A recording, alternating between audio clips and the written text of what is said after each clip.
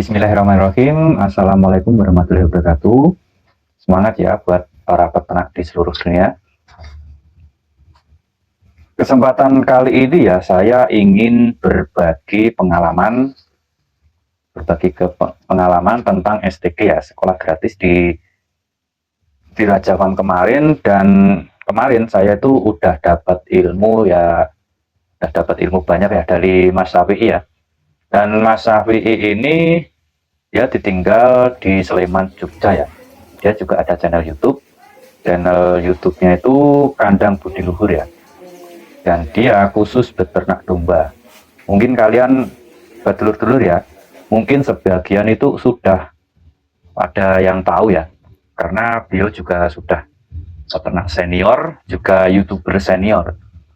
Beliau itu mainnya tuh dari kandang ke kandang, nggak cuma di Sleman, Jogja aja.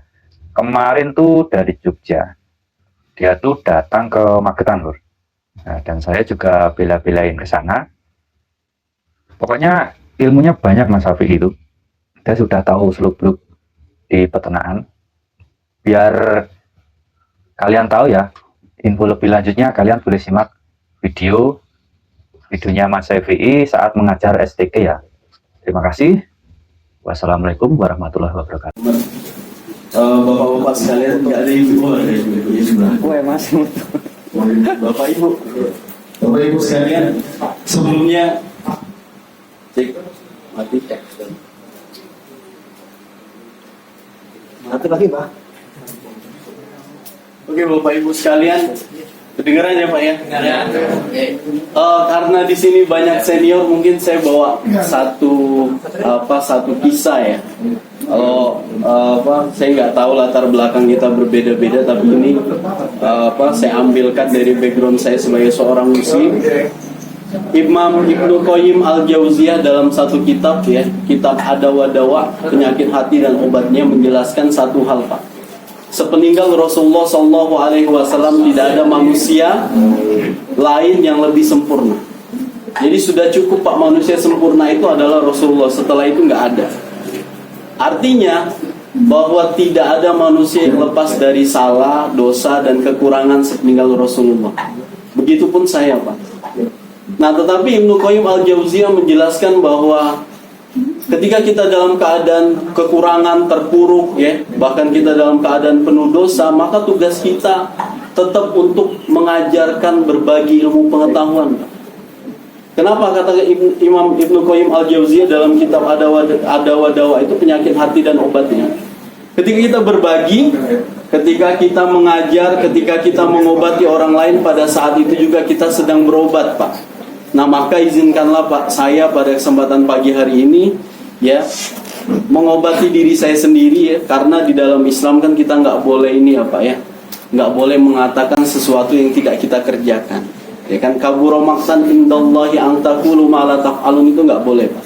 Makanya ini kita jadikan sebagai forum belajar, dan semoga bapak-bapak, saya lebih muda ya, tadi saya bawa kisah Ibnu Qayyim Al-Jauziyah itu supaya saya diterima ya pembawaannya. Itu Pak sebagai awalan.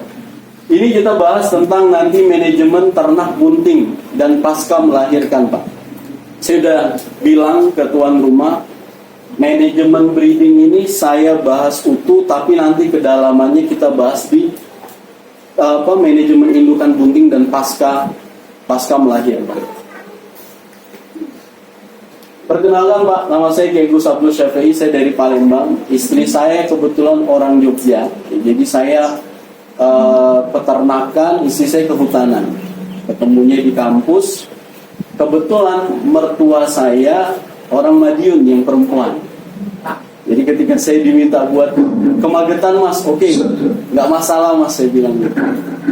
Jadi alhamdulillah pada kesempatan pagi hari ini kita bisa ketemu. Saya aslinya Palembang, saya tinggalnya di Melati Sleman. Pendidikan saya SD sampai SMA di Palembang. Saya kuliah di Fakultas Peternakan UGM. Saya sejak kuliah sudah jualan kurban Pak. Ketika lulus pun saya bekerja di peternakan, dan saya di tahun 2020 mendirikan Kandang Budi Luhur. Oke, ini pembahasan kita Pak, tapi sebelumnya saya jelaskan di foto itu Jadi itu adalah kematian cempe inbreeding, Pak.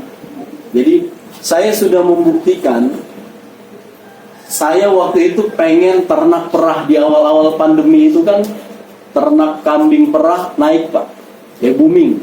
Kalau sekarang itu dulu harga sapera sepasang cempe itu bisa sampai 6 juta, bahkan lebih dari itu. Itu kita nggak tahu track record susunya dan lain-lain, pokoknya harganya mahal. Kepengen saya ambillah sepasang dari Bogor, Pak. Udah gede dia, ternyata dia sebelum saya pisah udah kawin. Dan saya ketika dia melahirkan, satu anak mati, satu anak hidup itu bisa tumbuh dengan baik. Oke, saya ulangi lagi kedua, sama, Pak. Satu mati, satu hidup. Jadi memang inbreeding itu ternyata nggak boleh, ya. Kalau bapak-bapak lihat ada pernikahan keluarga terdekat itu di Yaman, ya, banyak kekurangan di situ, Pak. Ada yang buta, gitu, anaknya, ya kecacatan itu pasti terjadi. Termasuk ini, Pak. Jadi ada yang dia kakinya itu bukan ke depan tapi ke belakang. Jadi inbreeding itu tetap nggak boleh. Jadi itu nggak digambar. Kemudian pembahasan kita breeding, ya. Kemudian saya nanti jelasin juga sedikit tentang analisis usahanya. Oke, saya cerita tentang kandang budi luhur dulu. Ya, jadi saya berdirikan ini tanggal 17 Agustus tahun 2020, baru 3 tahun ya Pak, ya, hampir 3 tahun.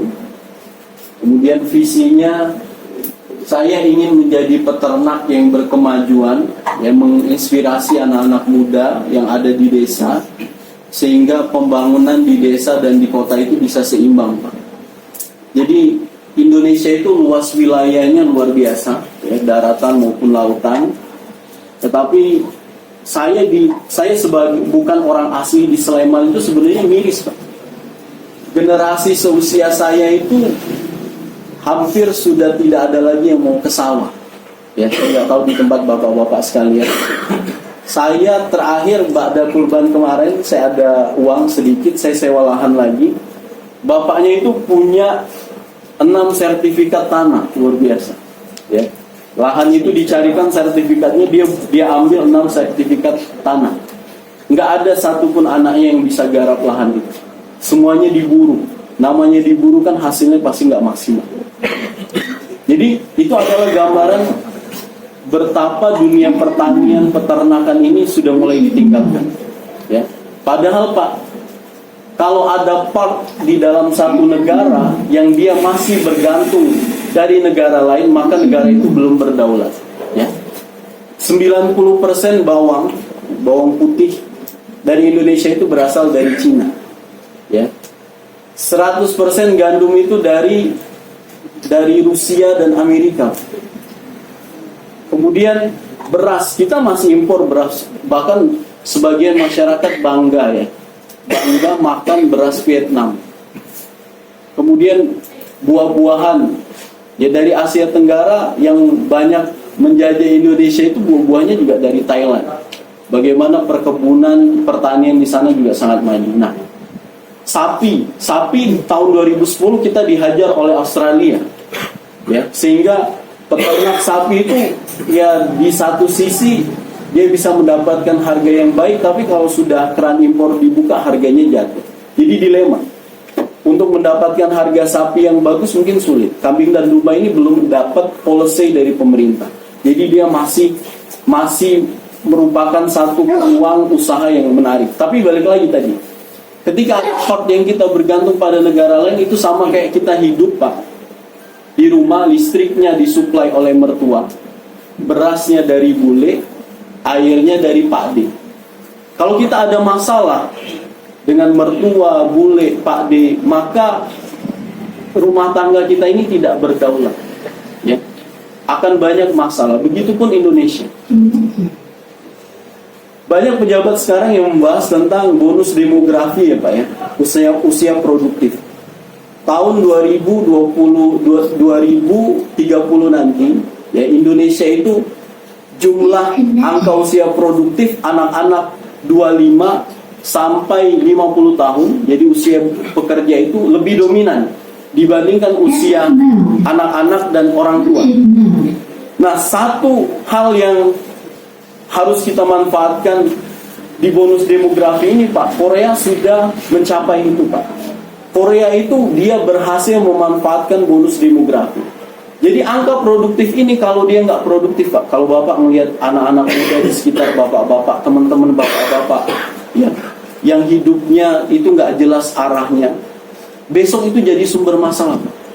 Jadi angka yang besar ini besok jadi beban yang besar, Pak, kalau dia tidak dimanfaatkan sebaik-baiknya. Makanya ini juga saya itu dari dulu punya cita-cita pengen ngajar, pengen jadi dosen juga, Pak. Tapi ternyata saya nggak kuat di administrasi. Makanya enaknya ngajarnya kayak gini, ini kan nggak perlu administrasi banyak-banyak ya, Pak ya. Nggak perlu SPPD, nggak perlu buat surat izin, langsung ngajar gitu. Nah, jadi keinginan saya buat mengajar itu tinggi. Makanya saya juga ingin, divisi saya ini ingin ngajak teman-teman anak-anak muda itu, ayo kita manfaatkan usia kita yang masih muda ini. Negara kita kaya, negara kita ini adalah pangsa pasar yang menarik bagi negara luar.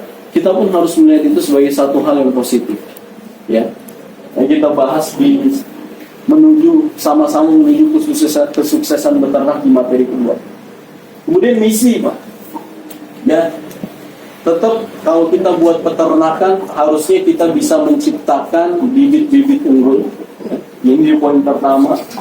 Kemudian kedua, menginspirasi, mengajak anak-anak muda yang ada di desa budidaya kambing dan domba. Alhamdulillah di sekitar kandang saya, ya, saya kandangnya itu terpisah desanya. Kalau di desa tempat saya tinggal sudah mulai tahu saya beternak, tapi karena ini di desa orang lain, beberapa mungkin belum tahu, tapi udah ada mulai anak-anak muda main dan mulai memelihara. Nah, ini satu peluang usaha yang memang menarik kalau misalnya kita bisa fokus dan kemudian ketiga, menghasilkan produk olahan dari budidaya kambing dan domba. Tentu usaha kita itu harus dari hulu ke hilir sehingga kita bisa mendapatkan income yang positif, karena di dalam Islam, Pak, jadi Allah itu luar biasa, Pak, ya. Kalau kita baca Quran surat Quraisy, ya, lila fi Quraisy ila fihim rihlatas sita'i was-sayf falyabudu rabb hadzal bait allazi at'amahum min ju' wa amanahum min khauf. Jadi ternyata Allah itu meminta kita menyembah Tuhan pemilik rumah Ka'bah itu. Setelah apa? Setelah Allah bebaskan kita dari rasa lapar dan bebaskan kita dari rasa ketakutan. Jadi orang-orang Quraisy itu kan sepeninggal sepeninggal Ibrahim, Pak, alaihissalam, Nabi Ibrahim, itu milah kenabian itu, Nabi itu nggak ada, kosong. Tapi ajarannya itu masih ada. Salah satunya adalah ibadah haji, ya. Ibadah haji itu masih ada. Nah, ibadah haji ini kan orang itu berdatangan. Orang berdatangan itu kan dia membawa makanan, membawa pakaian gitu. Nah, orang-orang Quraisy ini tidak pernah merasa kelaparan, tidak pernah merasa ketakutan karena itu. Jadi Allah menjelaskan kalau kita mau kuat hidupnya, ya, kalau kita mau nyaman hidup, kita harus bebas dari rasa lapar dan takut, Pak. Negara-negara Eropa yang maju sekarang kayak Turki, ya, itu kan luar biasa, itu pemimpinnya itu bisa memimpin berapa periode itu, bisa sampai 5 periode. Dari sebelum era kepresidenan sampai era kepresidenan ini dipilih selama 3 kali. Karena apa? Karena rakyatnya makmur, bebas dari rasa lapar dan dari rasa ketakutan. Kalau kita mau kuat usaha peternakan kita juga harus, usaha itu harus menghasilkan, harus membuat kita, istri kita, anak-anak kita makan, dan kita juga mental kita lebih kuat menjalani bisnis itu. Makanya saya bilang kita harus kuasai dari hulu ke hilir, ya, Pak, ya. Oke. Jumlah penduduk Indonesia, Pak, 275,77 juta jiwa. Kalau kita kurban itu kan tidak memandang usia. Oke, akikah jumlah kelahiran. Kurban, Pak, kurban itu tidak memandang usia, ya. Apalagi di kota-kota yang tingkat religiusitasnya tinggi, ya. Artinya anaknya sudah mulai dibelikan ternak untuk kurban dan lain-lain. Kurban ini di antara jumlah penduduk Indonesia yang banyak ini 80%-nya Muslim, ya. Dan kita tahu bahwa Islam lebih menganjurkan kurban itu adalah kambing atau domba, ya. Satuan bentuknya. Nggak peduli ukurannya gitu, tapi yang disunahkan adalah kambing dan domba. Bapak tahu jumlah kambing dan domba di Indonesia, data BPS Pak, ya, Badan Pusat Statistik, dari tahun 2019 sampai tahun 2023 cenderung stasioneri Pak, stagnan angkanya. Kambing 19 juta koma, tapi saya bulatkan 19 juta ekor, domba 18 juta ekor, totalnya 37 juta ekor. Bapak tahu kalau kita baca data pusat statistik, angka ternak di Jawa Barat itu malah turun, ya.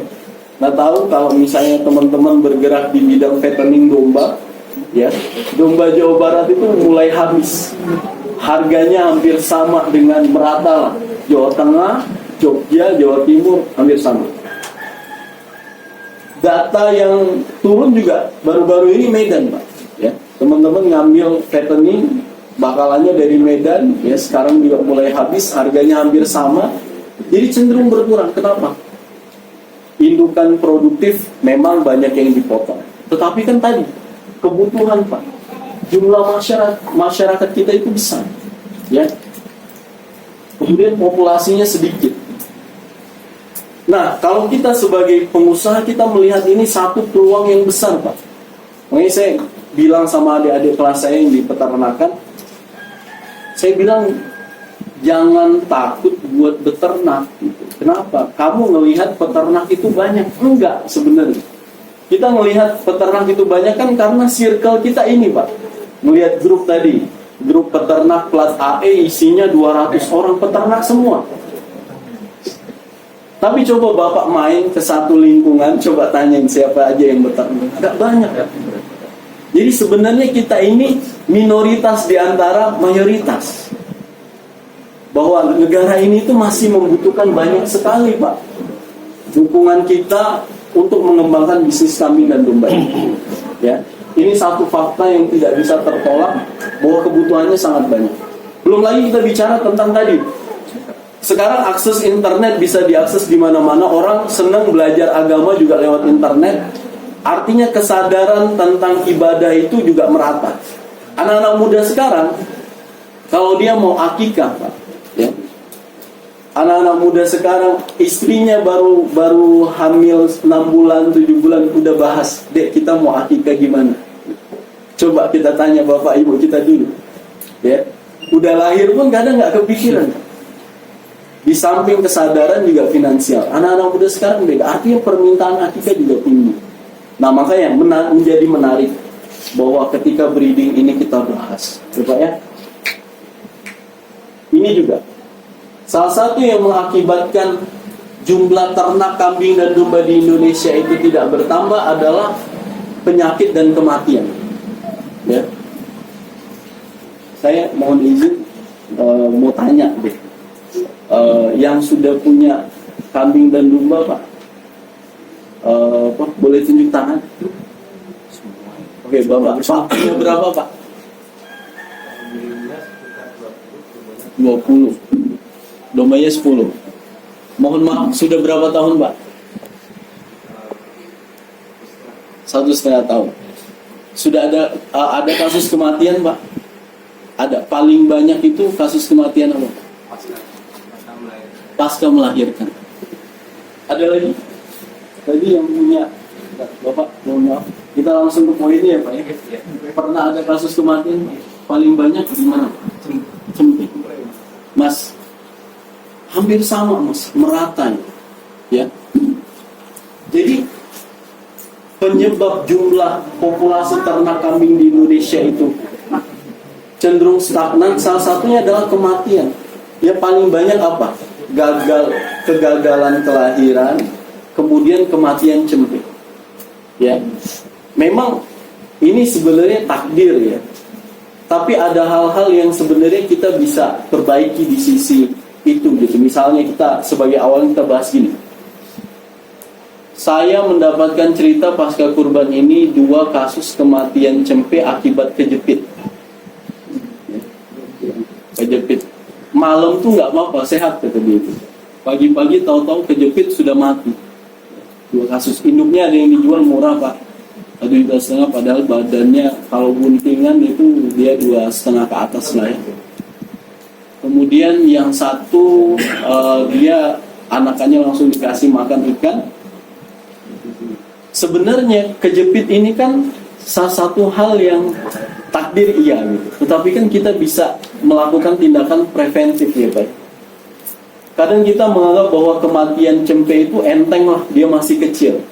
Tapi kalau kita menyadari bahwa begitu banyak biaya operasional yang kita keluarkan, dari dia melahirkan ya, sampai dia bunting selama 150 hari itu, kita akan menangis Pak. Apalagi dia adalah ya raja farm kambing PE misalnya yang angkanya jutaan ya. Kita punya domba kambing bibit unggul yang harganya juga mahal. Itu kita harusnya sedih. Ini menilainya bukan keadaan dia yang kecil itu, tapi prosesnya, biaya yang kita keluarkan setiap bulan. Hampir sama Pak, di mana saya kalau diskusi ya, kebanyakan kasus kematian itu pada cempe. Nah, itu juga yang mengakibatkan jumlah ternak kita stagnan. Lanjut. Kita bahas langsung ya. Breeding. Jadi breeding atau pengembangbiakan ini adalah proses beternak untuk memperbanyak populasi. Pak, ini poin selanjutnya ini yang harus diperhatikan kita ya sama-sama. Banyak yang breeding Pak, banyak yang beternak. Banyak peternak yang bermunculan ya. Tapi ternyata juga banyak juga yang nggak kuat, kemudian berhenti beternak. Harus kita pahami bahwa definisi beternak itu adalah bukan seberapa mahal ternak yang kita miliki, bukan seberapa banyak ternak yang kita punya, tetapi seberapa kuat kita bertahan. Jadi selama kita bisa bertahan menjadi peternak, maka selama itulah kita bisa menyandang profesi ya sebagai seorang peternak. Nah, oleh sebab itu ya, meski banyak peternak yang muncul dan pergi, breeding pada dasarnya akan terus berlangsung sampai sudah tidak ada lagi kehidupan.